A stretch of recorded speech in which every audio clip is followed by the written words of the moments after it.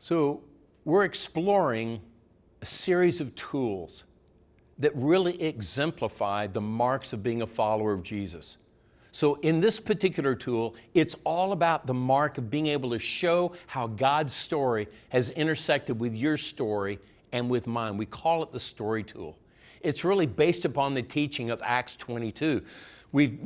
Previously, we visited the whole tool of God's big story tool out of Acts 17. This tool is based upon the teaching of Acts 22, where Paul goes, oh my gosh, let me tell you what my life used to be like. And then it got intersected by God's big story. And here's where it's brought me so far. That's what Acts 22 is all about. So now let's draw out a tool that can help us remember and apply to our lives and ultimately know how to share this teaching with other people. It's what we call my story tool. It's simply identifying the top 6 high points and hard times that have shaped your life, and then chronologically drawing a picture for each of those 6 events, and then titling your life story in 6 words. You might go, well, why would I want to do that? I don't even like reflecting on my life. Well, it's because we are all living inside of 3 stories. There's my story, there's our story, and then there's God's big story, the overarching grand story that we know He's been working on all along through the stories of all of our lives in order to prepare us for the next step that He wants us to take in participating in a story. You know, it fascinates me that most of the Bible is written in story. God could have just dropped a big rule book or a systematic theology book and say, here's the truth, here's what I want you to believe into the story. But He didn't. The Bible contains more than 450 stories of people just like you and just like me. But here's the problem. All of us have experienced our stories, but few of us have actually taken the time to interpret them. Even fewer can articulate their story in a meaningful way to other people that really helps them find their place in God's story. But that's not the case for many of the influential characters in Scripture. So here's a simple process that can really help you move from really recounting the primary experiences in your life and then being able to interpret them, to help decipher where God has been at work in you. And when that happens, your past will not only shape your future, but it will end up fueling your future. That's why we want to help you articulate your story by naming it. A final reason why this is so important, this My Story tool, is it can act as a practical way of helping you further develop authentic community with other people within your family, within some type of small group or some team that you serve on, where everyone's sharing their story tool. We believe that developing a genuine relationship is as important as studying and knowing the truth. We want a simple process that can help us better know and be known, to love and be loved, and to celebrate and to be celebrated. So here's how we go about creating this My Story tool. We begin with the top 10 hinge moments, where what I want you to do is right here with this tool, I want you to write out 10 moments in your life that have made the biggest impact on who you are today. Now, this list should include 5 high points, moments where you've experienced great success or joy, and I want you to write out 5 hard times, where you've had moments of failure or grief or loss, okay? So write out these 10 most impactful hinge moments that you've experienced. Once you finish doing that, after you've listed those 10 moments, then I want you to circle the 6 out of those 10 most important moments. And oh, by the way, you don't need to have an equal number of high points and an equal number of hard times. You may have 5 high points and 1 hard time. You know, you might have anything the opposite of that. But what I want you to do is now capture it in these 6 things, listing the 6 most important moments of your life and writing them in chronological order from the earliest point in your life to the latest point in your life. Okay? Does that make sense? So once you've identified, now I've moved from my top 10 down to my top 6 hinge moments of my life in light of all those. Now I want you to go in and chronologically draw a picture in each of these 6 blanks that can really represent those events. Maybe even give a simple description of what they were. And then ultimately to create a title for your life story in 6 words. So here's some suggestions when you're sharing a storyboard of any type with a group. You want to give each participant enough time to go through this, perhaps on their own or together, and then come back and maybe one person each week you gather together as a team or a group to be able to share your story with each other and to be able to ask questions, to be able to pray for and celebrate what has happened in your lives, as well as to mourn and to grieve where there's been pain or loss. So here's what I want to do now. I want to give you an example of my storyboard, okay? So here's the title of David Loveless's life. It's right here. I found what I was looking for. Really, that is the title of the story of my life. So here are my 6 primary hinge points that have happened. In the first chapter of my life, my parents and my church, in the first 17 years of my life, they're the ones that had the greatest influence. So here I am. I've drawn a little picture of me here in the middle. Here's my mom and dad over here on the left. Here's the church over here on the right. Those 2 forces God used to be able to build a great foundation in my life, where I learned a love for God and a love for other people. And I really grew a lot in those first 17 years of my life. But then when I moved in the second chapter of my life, all of a sudden I began to question what the church had taught me. I began to question the existence of God. Is the Bible actually true? I began to question all the things my mom and dad had modeled for me. And so for the next several years, I kind of floundered around in my life. So this is represented by the way, I went to 3 different universities in 4 years. Let me tell you about 2 of them. We'll have this represent kind of a dormitory or school building at college right here.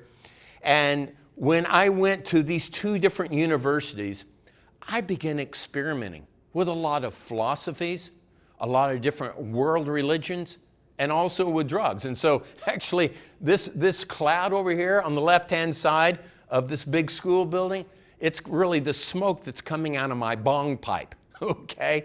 And so that was a part of my life where I was questioning and I was trying to figure out how can I experience life in brand new ways. Well, guess what? One night, I had such a cloud of smoke in my brain and in my body, I stood on top of this 13-story building and thought I was Superman. I had a friend of mine standing next to me on the edge of that roof that night. He also thought I was Superman, and I was going to jump off the building and fly. And he was encouraging me to do that because he was so high himself. That's what he thought. But clearly, I didn't end up jumping off that building. The next day I woke up and I began to wake up in a brand new manner. I realized where the second chapter of my life was carrying me. And over the period of the next 3 to 4 weeks, I had a spiritual awakening in a way like I never had before. I found an intimacy with Jesus that I hadn't even heard about here nor over here. That's what this cross represents.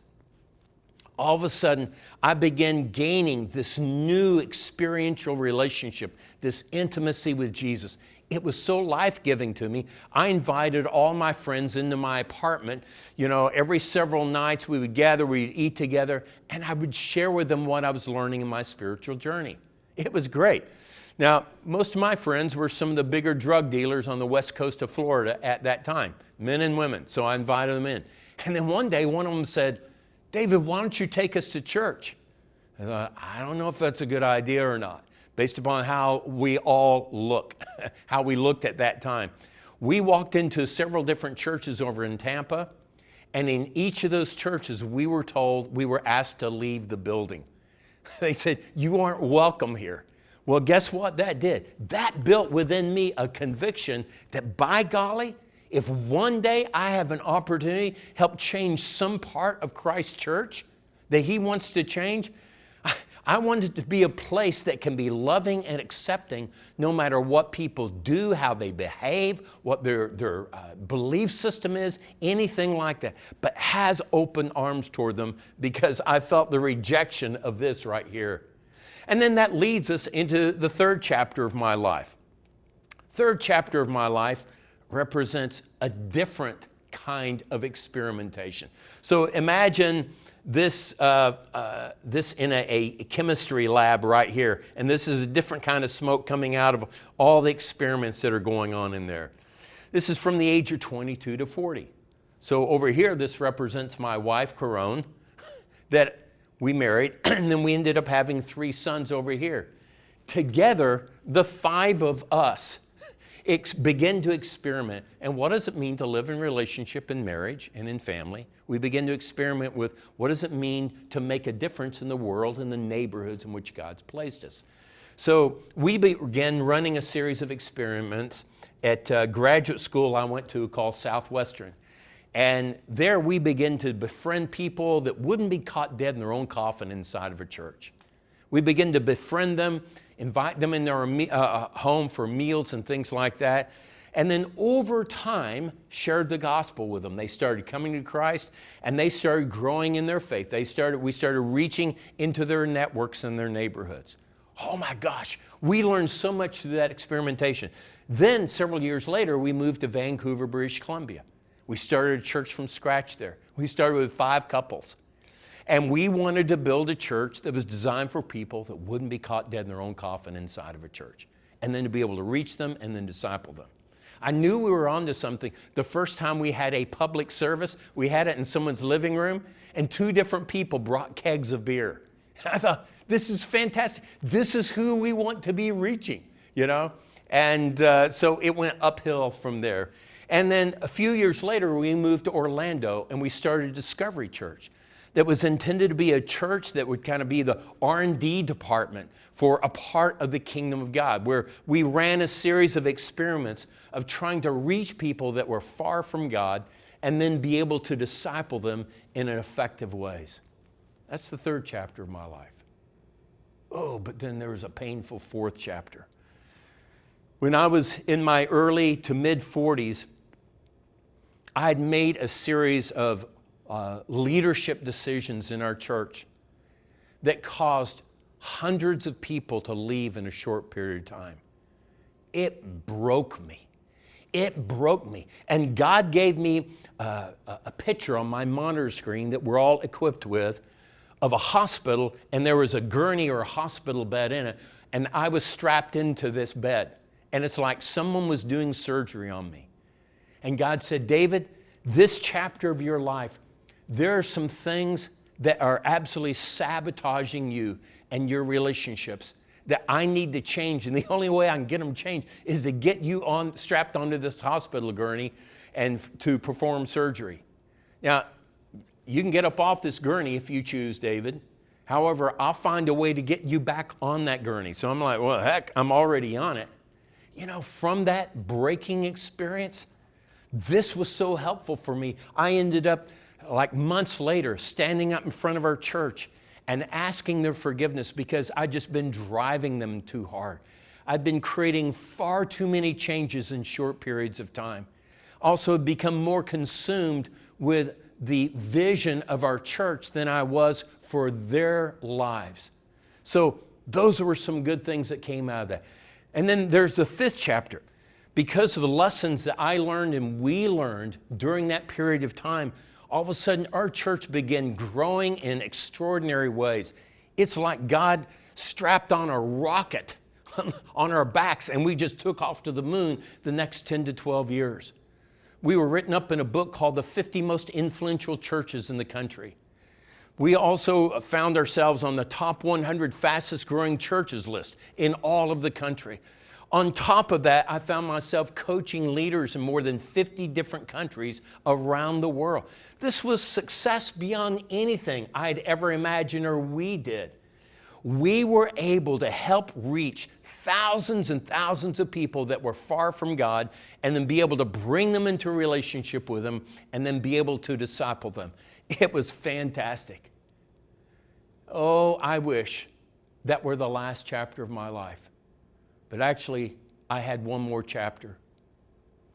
The 6th chapter was where I experienced a massive setback. So about 9 years ago, I made the fateful decision to tell my wife and several leaders in our church about a moral failure I had experienced a number of years earlier that I hadn't told anyone about, that I had participated in. Well, pretty much overnight, I lost most everything that was near and dear to me. I lost a part of my family. We lost our incomes overnight. We lost our job. Most of our friends walked away from us. And it was all because of my being a moron and making the decision that I had years earlier. But through a series of circumstances, I felt like I needed to tell people in my world about it. I didn't mean for it to become such a public thing, but it did nonetheless. Well, I can tell you that, my wife, Crone, she ended up demonstrating remarkable levels of courage, grace, and strength toward me, while all at the same time putting a holy beat down on my head, deservedly so. So for the next several years, it was like this is intended to be in a cemetery. People that had known me and known us said, may he rest in peace. May they rest in peace. And it's like we got buried out in a cemetery. We experienced for the next several years the greatest losses of our life. And to be honest with you, I had no hope that that would ever change again. But about 3 or 4 years later, it's like God then began, as we were getting healed and restored, all of a sudden it's like we felt like God was putting us in this slingshot. And you know what happens with a slingshot? Initially, a slingshot does something counterintuitive. If you want to go far, you have to first of all go backwards. And it's like He placed us in all the things we had gone through all the beauty of our lives and the brokenness of our lives. And it's like we felt like we were going backwards. And then at some point, He let go of the slingshot, and it slung us further than we would have ever imagined. I will tell you, I am blown away by the profound goodness that emerged out of the hell of our lives. It turns out the rumors of resurrection are true. And Jesus isn't the only one that can be resurrected, but you and I can as well. And that's certainly been true in our marriage, in our family, in the ministry, and the relationships that God's entrusted to us. I found what I was looking for. So, let's step back. So what I did was the last few minutes, I walked through and gave you an example of my story tool based upon all the hinge moments of my life, then putting them down to 6, and then drawing a picture and a simple descriptive term around each one of them. Also, you'll notice I kind of put out my approximate ages in each one of those. I'm telling you, this can be done in a way that will help you further reflect on your story and allow God to further redefine how His story is intersected with yours. This is a fantastic way for you to authentically share what you've been through with another person or with a group of people. And when all of you learn how to do that together, that will develop a brand new level of authentic community. The big idea is that you and I want to know how God's big story intersects with ours, and that's why we use my story tool.